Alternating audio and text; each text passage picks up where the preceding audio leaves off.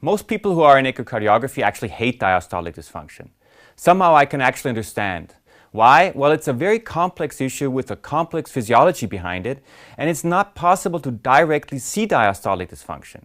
You can see the contractility in the 2D image, but it's very difficult to see how the ventricle is actually relaxing. In this chapter, what I'd like to do is I'd like to give you some basic background on the physiology of diastolic dysfunction. I'd like to show you why it's important to assess diastolic dysfunction, which modalities we use, but most importantly, I would like to give you a very simple approach on how to assess patients.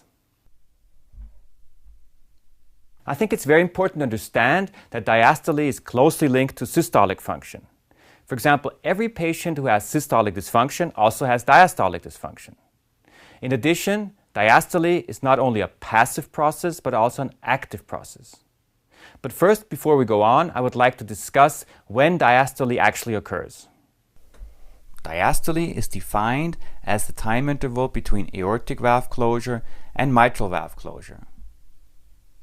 In the ECG, diastole occurs between the T wave and the onset of the QRS complex. Diastole consists of several components: the isovolumetric relaxation time, which is defined as the time between the aortic valve closure and the mitral valve opening, rapid early or passive left ventricular filling, diastasis, and finally late left ventricular filling, which correlates with atrial contraction. This diagram, which resembles a Doppler tracing which records the velocity across the aortic valve and the mitral valve, shows you when the different time intervals actually occur. Systole is followed by the isovolumetric relaxation time. Then we have early rapid ventricular filling, which is followed by diastasis, where no filling occurs. And then finally we have atrial contraction, which leads to active filling of the left ventricle. This is then followed by the pre-ejection period and systole again. In patients who have a high heart rate, we have more fusion of the rapid early filling and the late filling. Therefore, in these patients, we do not necessarily have to have the phase of diastasis. How do we measure these intervals with echocardiography? To measure diastolic intervals, we need a good mitral inflow signal. We'll try to record one now from our patient here. Okay, so this is okay. So what we see nicely here is we have E wave and the A wave. And the first thing we can measure now is the duration of diastole, which starts right here at the beginning of the signal and ends right here at the end. So we have 649 milliseconds for the diastolic filling time, so the duration of diastole. The next thing we can do is we can look at obviously also the duration of systole and the duration of the heart cycle. So we can relate the duration of diastole percent-wise to the duration of the heart cycle. So how much percent of the heart cycle is diastole? In our case, you can see that our patient is far above 50% of diastolic filling percentage. The next thing that you can measure in such patients is the isovolemic relaxation time. To do that, you need to also get an LVOT outflow signal, and to do that you need either a 5-chamber view or a 3-chamber view where you can see the LVOT.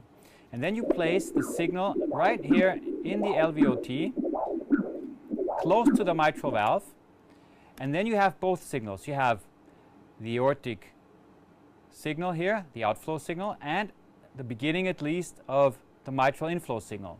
And the duration between these two signals is the so-called isovolumetric relaxation time. So the end here to the beginning right here. This would be the isovolumetric relaxation time. But before we go into detail on how to quantify and measure diastolic function, I want to show you what diastolic function actually is. In most cases, what we're measuring is actually filling pressure. So diastolic function is closely related to filling pressures.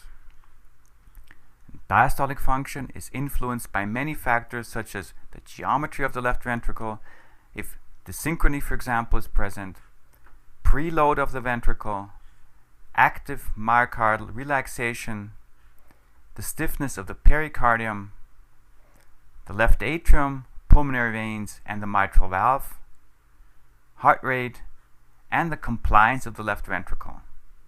So in reality, no matter what the interplay between all the different factors is, what we measure with echocardiography ultimately, in most cases at least, is left ventricular filling pressure. With echocardiography, there are numerous different modalities with which we can actually measure diastolic function. Most commonly, we'll be using the mitral valve inflow signal with pulsed wave Doppler, but we can also perform tissue Doppler of the mitral annulus, color M mode, flow propagation, and also pulsed wave Doppler of the pulmonary veins. We'll discuss later which modalities we use when and what the importance and relevance of each of these modalities is. But first we'll take a look at pulsed wave Doppler across the mitral valve to see which parameters we can derive with this modality. You already know how to perform a pulsed wave Doppler across the mitral valve. Here is the signal in our patient. Now we have E wave and an A wave. This is diastasis between E and A.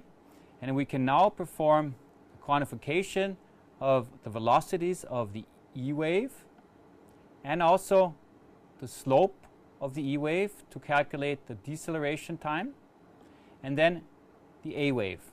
And then we get a number of different values. First of all, we have the E to A ratio, which is above 2. We'll discuss later why this is the case, and also the deceleration time.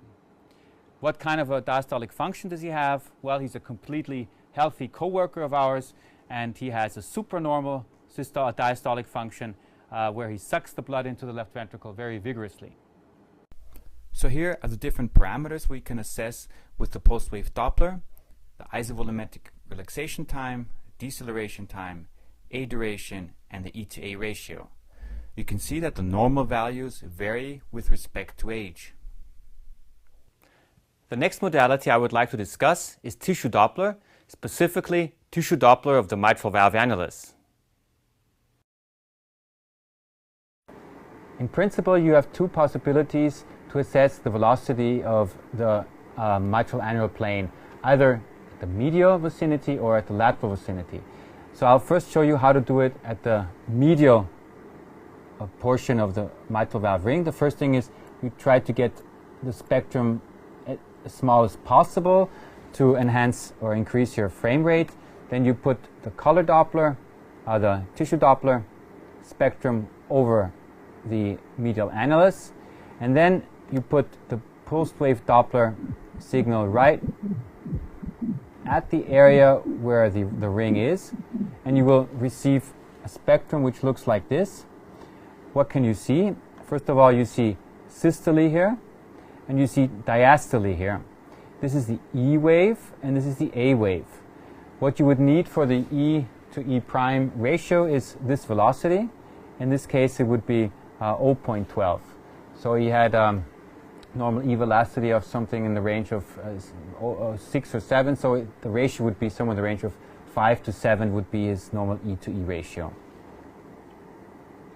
You can also perform the measurement at the lateral ring. All you have to do is switch the region of interest to the lateral ring, then put the pulsed wave Doppler signal there, and again we get an E wave or E prime wave and an A prime wave.